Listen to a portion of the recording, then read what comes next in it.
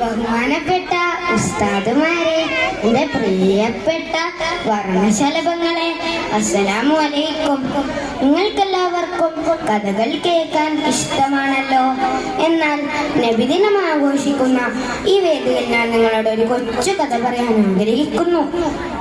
എന്റെ കഥയുടെ പേരെന്താണെന്നോ? എന്റെ ഹബീബിന് എന്ത് പറ്റി? എന്റെ ഹബീബ് ഇവിടെ? ഹിജറ 6-ാം നൂറ്റാണ്ടിലുള്ള മഹാന്റെ കഥയാണ്. എല്ലാവരും ശ്രദ്ധിച്ചു കേൾക്കണേ.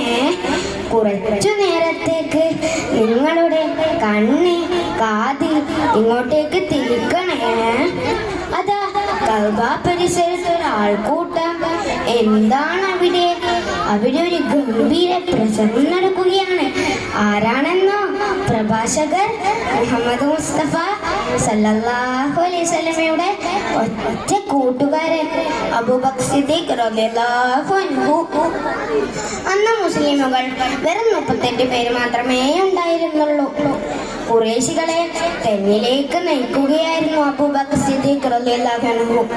പ്രസംഗം കേട്ട് ദുഷ്ടന്മാരിൽ കുതുബ എന്ന ഒരുത്തൻ ആണിത്തറിച്ച ചെരുപ്പെടുത്ത് അബൂബക്കർ സിദ്ദീഖ് റളിയല്ലാഹു അൻഹുവിന്റെ മുഖത്താണടിച്ചു.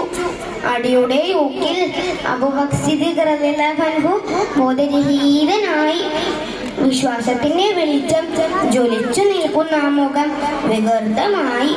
എല്ലാവരും മരിച്ചു പോയെന്നു കരുതി. കണ്ടുനിന്നവരെല്ലാം തങ്ങളോരെ വാരിയെടുത്ത് വേഗം വീട്ടിലേക്ക് കൊണ്ടുപോയി. അവിടെയുള്ള ഉമ്മയും ഉപ്പയും ഒക്കെ വിളിച്ചു നോക്കി. പക്ഷെ ഉണർന്നതേയില്ല. വൈകുന്നേരമായി. അബൂബക്കർ സിദ്ദീഖ് റളിയല്ലാഹു അൻഹു ഉണർന്നു ഉടനെ ചോദിച്ചു, എന്റെ ഹബീബ് എവിടെ?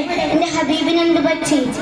ബേജാറോടെ കണ്ടു നിൽക്കുന്ന കുടുംബക്കാർക്ക് അതത്ര പിടിച്ചില്ല.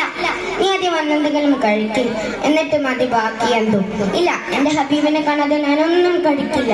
മഹാൻ വാശിയിലായി. അങ്ങനെ ദാറുൽ അർഖമിൽ മുഹമ്മദ് മുസ്തഫ സല്ലല്ലാഹു അലൈഹി വസല്ലമ സുരക്ഷിതനായി ഉണ്ടെന്നുള്ള വിവരം അറിഞ്ഞപ്പോൾ എല്ലാവരും അവിടേക്ക് കൊണ്ടുപോയി.